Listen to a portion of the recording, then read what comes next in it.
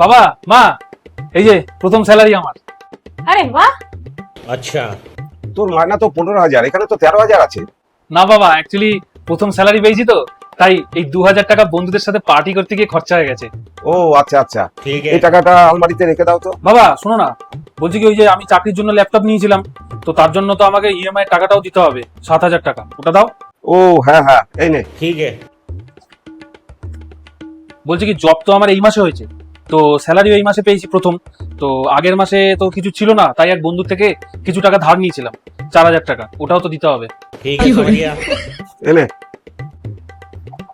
এ নাও, এটা রেখে দাও।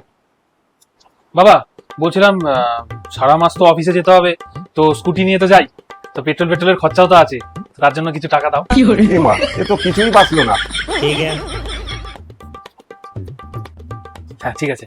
বাবা বলছি কি এগুলো তো সব খরচা হয়ে গেল, তো এখনো তো পুরো মাস পড়ে আছে, তো পুরো মাসের খরচা আমারও তো নিজের কিছু আছে, তারপর বন্ধু বান্ধবরা আছে, তাদের সাথে একটু পার্টি এদিক ওদিক যাওয়া, তো তার জন্য যদি তুমি 5,000 টাকা আমাকে দিতে তাহলে ভালো হতো। হ্যাঁ বাবা, পাবি তো, 5,000 টাকা নিশ্চয়ই পাবি।